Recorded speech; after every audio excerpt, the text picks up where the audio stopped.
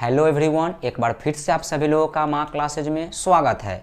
ठीक है, और जैसा कि आप लोगों को पता है कि हम लोग जो अभी पढ़ रहे हैं वह ज्योमेट्री का सीरीज चला रहे हैं और ज्योमेट्री का थ्योरी का सीरीज चला रहे हैं। कौन सी का सीरीज? ज्योमेट्री का थ्योरी का सीरीज चल रहा है। ठीक है, तो थ्योरी का सीरीज चल रहा है तो इसमें हम लोग क्लास 5 पढ़ेंगे। इससे पहले क्लास 1, 2, 3, 4 अपलोड हो चुका है। अगर आपने उस वीडियो को नहीं देखा है तो डिस्क्रिप्शन में इसका लिंक मिल जाएगा, आप वहां पे जाकर उस वीडियो को देख सकते हैं। ठीक है, और ये थ्योरी का आज लास्ट क्लास होगा। ठीक है, इससे पहले 4 क्लास हो चुका है, सिर्फ थ्योरी का हो चुका है ज्योमेट्री में, और पूर्ण रूप से माना जाए तो ये 5 क्लास में आपका थ्योरी खत्म हो गया। और थ्योरी अगर अच्छे से कंप्लीट होगा तभी जाके इसका क्वेश्चंस बनेगा, नहीं तो फिर क्वेश्चंस में दिक्कत हो जाएगा।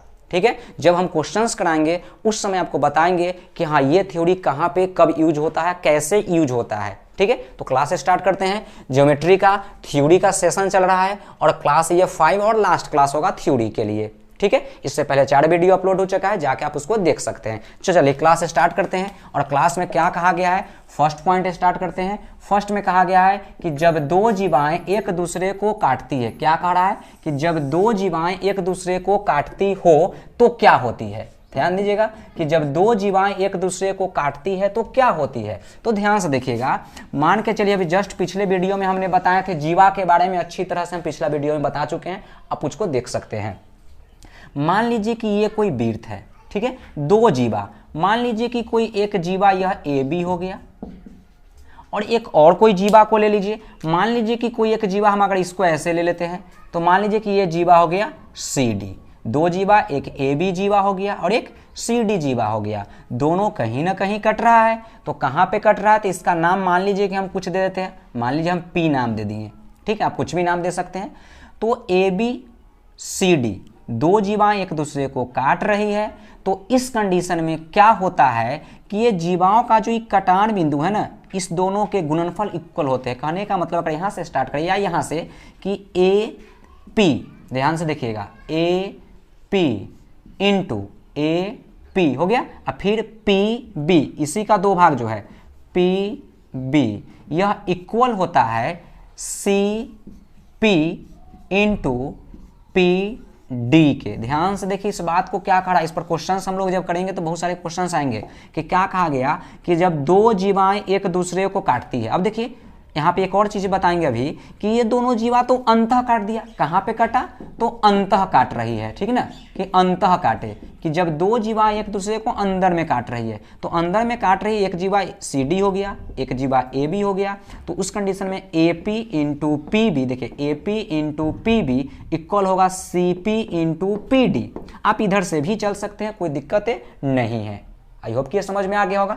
अब देखिए कोई जरूरी नहीं कि ये अंदर में काटे, हो सकता है कि एक वृत्त है, मान लीजिए कि आपका ये कोई वृत्त हो गया। ठीक है, और इस पर एक जीवा हम ऐसे ले लिए ए बी, और एक जीवा यहां ले लेते हैं सी डी।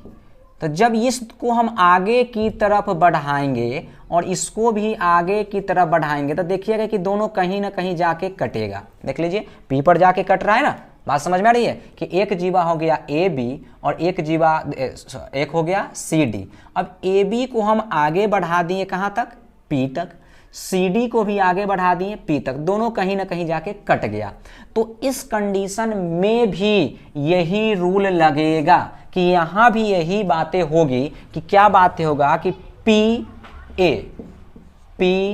ए इंटू पी बी, क्लियर हो रहा है कि पी ए पूरा बड़ा वाला और फिर पी बी, और ये इक्वल हो जाएगा किसके, तो यहां से अगर स्टार्ट करेंगे तो पी सी पूरा बड़ा वाला लीजिए, P C into P D के इक्वल हो जाएगा। आई होप कि ये दोनों बातें समझ में आ गई होगी। तो ध्यान रखिए, अंतः काटे या वाहे काटे, फॉर्मूला तो दोनों सेम ही यूज हो रहा है ना, कि दोनों के जो कटान बिंदु, यहां भी देखिए ये अंतः कट रही थी तो क्या लिखे हैं ए पी गुने पी बी, ये तो वाहे कट रही है तो यहां भी तो ए पी गुने पी बी है। ठीक है, तो दोनों कंडीशन में सेम हो रहा है ये बातें। आई होप कि ये समझ में आ गया हो गया। अब ये एक प्रकार का फॉर्मूला भी कह सकते हैं या कंसेप्ट कहिए, फॉर्मूला रट के आप याद नहीं कर सकते हैं, कंसेप्ट क्लियर करिए कि जब 2 जीवाएं एक दूसरे को काटती है तो ये दोनों जो होती है सो गुणनफल बराबर होती है। आप चाहेंगे तो इसका स्क्रीनशॉट ले सकते हैं ताकि ये फॉर्मूला दिमाग में रहे। ठीक है, चलिए नेक्स्ट पॉइंट हम लोग आगे बढ़ते हैं। और आगे का पॉइंट जो कह रहा है वो क्या कह रहा है, सो आप देख लीजिएगा कि कह रहा है कि वृत्त। चलिए नेक्स्ट पॉइंट हम लोग देखते हैं। तो नेक्स्ट पॉइंट में क्या कहा गया था, सो देखिए नेक्स्ट पॉइंट में कह रहा है कि वृत्त के बाहर स्थित किसी बिंदु से वृत्त पर केवल 2 स्पर्श रेखा खींची जा सकती है और वे समान लंबाई की होती है। क्या बातें कहा गया वो देखिए, इसमें जरूरी जो चीजें हैं वो यहाँ पे जरूरी की चीजें हैं, समान लंबाई की होती है। ठीक है, कहने का क्या मतलब है, सो देखिए मान लीजिए कि ये कोई आपका वृत्त हो गया, ठीक है, ये आपका केंद्र हो गया। अब केंद्र मान लीजिए इसका नाम हम O दे देते हैं। तो कह क्या रहा है वो देखिए, कह रहा है क्या पॉइंट कि वृत्त के बाहर स्थित, ये तो वृत्त हो गया। अब वृत्त के बाहर मान लीजिए कि वृत्त के बाहर कोई यहाँ पे कोई बिंदु हो गया, ठीक ना, कि बाहर स्थित किसी बिंदु से। अब यहाँ पे मान लीजिए कि ये P हो गया, ठीक है। अब ये P जो हो गया, अब इस P बिंदु से इस वृत्त पर स्पर्श रेखा जब खींचनी होगी तो आप क्या कहेंगे कि एक स्पर्श रेखा, स्पर्श रेखा समझते हैं ना, कि स्पर्श रेखा मतलब कि जो ऐसी रेखा जो वृत्त को छूते हुए गुजर जाए, स्पर्श करे, कटे नहीं। ठीक है, एक यहां से अगर ऐसे खींचते हैं तो एक यह स्पर्श रेखा हो जाएगा। अगर हम नाम इसका दे दे तो इसका नाम A हो गया, इसका नाम B हो गया। ठीक है, स्पर्श रेखा समझ में आ रहा है कि स्पर्श रेखा क्या होता है, कि वैसी रेखा जो वृत्त को छूकर गुजर जाए, उसको काटे नहीं, सिर्फ छूकर गुजर जाए। तो चलिए एक यहां से स्पर्श रेखा, एक यहां से। क्या इस बिंदु P से इस वृत्त पर क्या और कोई स्पर्श रेखा खींची जा सकती है? तो आप खींच के देखिए कैसे हुई खींच सकिए। अगर कोई बच्चा कहेगा हम यहां से ऐसे खींच देंगे, तो जब आप ऐसे ले जाइए तो वृत्त को काट देगा, स्पर्श नहीं करेगा। तो इसीलिए यहां पे लिखा हुआ कि केवल कितना 2 स्पर्श रेखा खींची जा सकती है और वे समान लंबाई की होती है। मतलब यहां कहेंगे कि PA बराबर होगा PB के। ये चीज ध्यान में रखिएगा कि PA जो है PB के बराबर होता है। ठीक है, याद रखना क्या है कि किसी वृत्त के बाह्य बिंदु से खींची गई स्पर्श रेखा की लंबाई समान होती है। आई होप कि क्लियर हो गया होगा। चलिए नेक्स्ट पॉइंट में हम आते हैं। नेक्स्ट पॉइंट क्या कहता है, जरा इस पर देखिए कि किसी वृत्त की जीवा को, ये चीजें समझ में आ गया था ना। चलिए आगे बढ़ते हैं। किसी वृत्त की जीवा को बढ़ाकर, ध्यान से देखिए क्या कह रहा है, किसी वृत्त की जीवा को बढ़ाकर। अब जीवा को बढ़ाना है, इसका मतलब कि सबसे पहले तो आपको एक वृत्त बनाना है। तो एक वृत्त हो गया, चलिए ये चीजें इधर उधर चली जाती है। ठीक है, एक वृत्त हो गया, ये वृत्त का केंद्र हो गया, कोई एक जीवा है। तो मान लीजिए कि हम एक जीवा ले लेते हैं AB। आई होप कि ये चीजें समझ में आ रही होगी। जस्ट पिछला वीडियो में बता चुके हैं जीवा क्या होता है, चाप क्या होता है। ये जीवा होता है और ये चाप होता है, ठीक ना, कि ये लाइन जो है ये जीवा कहलाएगा और ये जो कर्व गया इसको चाप कहते हैं। तो कह रहा है जीवा को बढ़ाकर। अब यहाँ पे B तो नाम दे दिए, अब इसको कहता है बढ़ाकर। तो मान लीजिए कि हम इसको बढ़ा दिए, कहीं तक बढ़ा दिए, मान लीजिए हम बढ़ा दिए P तक। एक जीवा को बढ़ा दिए कहाँ तक, P तक बढ़ा दिए। अब बढ़ाकर प्राप्त बिंदु से, देखिए क्या है, प्राप्त बिंदु से, तो ये प्राप्त बिंदु हो गया, स्पर्श रेखा खींची जाए। अब यहां से एक स्पर्श रेखा खींचेंगे तो स्पष्ट है कि स्पर्श रेखा ऐसे नीचे की तरफ जाएगा या ऊपर की तरफ जाएगा, दोनों कंडीशन हो सकता है। यहां से स्पर्श रेखा ऐसे भी जा सकता है, ऐसे भी जा सकता है। तो चलिए आप हम ऐसे अगर खींच दें, अब ये मत समझिएगा कि सर ऐसे खींचें, आप ऐसे भी खींच सकते हैं, कोई दिक्कत नहीं है। ठीक है, तो किसी जीवा को बढ़ाकर उस बिंदु से एक स्पर्श रेखा खींच दे, मान लीजिए इसका नाम हम कुछ दे देते हैं, T नाम दे दिए, कि एक स्पर्श रेखा खींची जाए। तो इस कंडीशन में क्या होता है वो ध्यान दीजिए। तो इस कंडीशन में होता क्या है कि यह PT स्क्वायर इक्वल हो जाएगा PA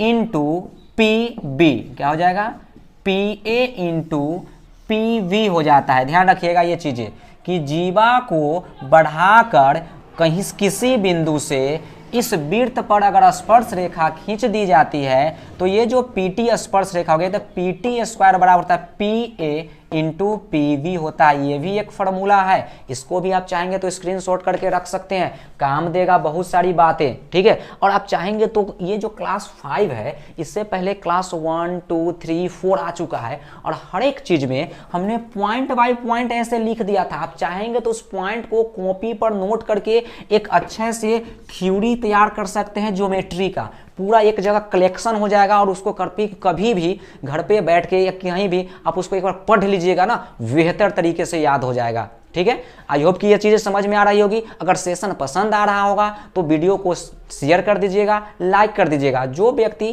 पहली बार चैनल पे जुड़े हैं तो चैनल को सब्सक्राइब भी कर लीजिएगा, ताकि आने वाले समय में इस तरीके का वीडियो और भी बहुत सारे मिलते रहे। चलिए नेक्स्ट देखते हैं हम लोग लास्ट पॉइंट क्या कहा गया है कि किसी वृत्त की स्पर्श रेखा द्वारा, क्या कहा गया है, किसी वृत्त की स्पर्श रेखा द्वारा बनाया गया एकांतर वृत्तखंड, एकांतर वृत्तखंड का कोण समान होता है। ध्यान से देखेंगे, मान लीजिए कि कोई एक वृत्त हो गया, अब टेढ़ा मेढ़ा हो जाता है, क्योंकि अब कोई डिवाइडर से बनाना नहीं, आपको मान के चलना है कि ये वृत्त है। ठीक है, ये वृत्त हो गया, ये वृत्त का केंद्र हो गया।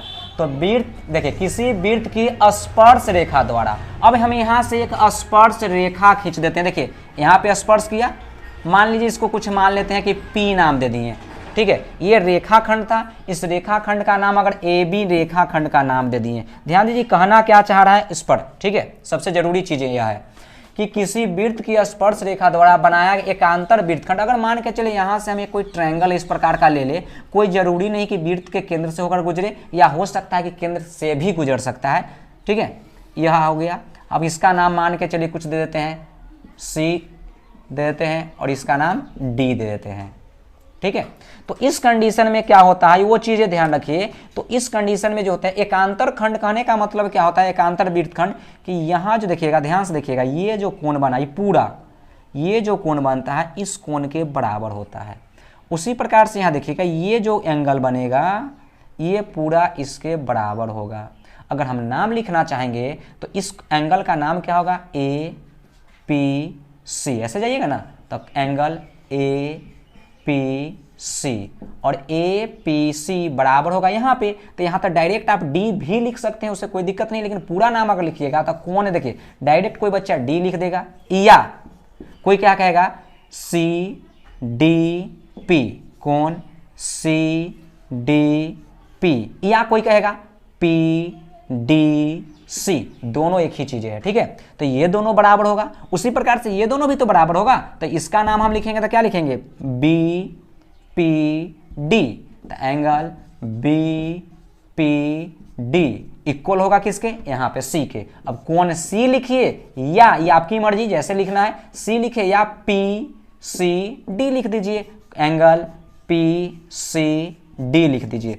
ठीक है, इससे बहुत सारे क्वेश्चंस बनते हैं। जब हम लोग तो ये थ्योरी पढ़ लिए, अब जब हम लोग प्रॉब्लम क्लासेस का पढ़ेंगे ना, तो अब जितने थ्योरी जो पढ़े हैं सभी थ्योरी का प्रॉब्लम आएगा, और सब थ्योरी एक दूसरे से कड़ी दर कड़ी जुड़ते जाएगी। ठीक है, तो ये चीज याद रखिएगा कि किसी वृत्त की स्पर्श रेखा द्वारा बनाया गया एकांतर वृत्तखंड का कोण समान होता है। एकांतर वृत्तखंड मतलब कि ये चीज ध्यान दीजिए, ये स्पर्श रेखा हो गया, ये इस तरीके का अगर कोई आकृति रहेगा तो ये दोनों कोण को आप इक्वल करिएगा, ये दोनों कोण को आप इक्वल करिएगा। आई होप कि ये बातें क्लियर हो गई होगी। ठीक है, तो ये चीज जो हम लोग पढ़ रहे हैं ये आपका थ्योरी ज्योमेट्री का कंप्लीट हो गया। नेक्स्ट वीडियो में हम लोग क्या करेंगे, अब पूरे ज्योमेट्री का सिर्फ प्रॉब्लम क्लास चलेंगे, जो क्वेश्चंस आपको पूछा गया है, और वो भी ऐसा क्वेश्चन जो प्रीवियस ईयर का है, चाहे वो एसएससी का क्वेश्चन हो या रेलवे का क्वेश्चन हो, और रेलवे में ग्रुप डी का क्वेश्चन हो या एनटीपीसी का क्वेश्चन हो या टेक्नीशियन का, जो भी क्वेश्चन हो, सिर्फ प्रीवियस ईयर का क्वेश्चन ही कराएंगे, ताकि आपको लगे कि जो सर ने बताया थ्योरी उस पर ही क्वेश्चंस बनता है या नहीं बनता है, ये चीज आपको खुद एहसास हो जाएगा और क्वेश्चन बनना शुरू हो जाएगा। ठीक है, तो हम लोग नए वीडियो में नए क्लास के साथ मिलेंगे, तब तक के लिए नमस्कार, धन्यवाद, थैंक यू।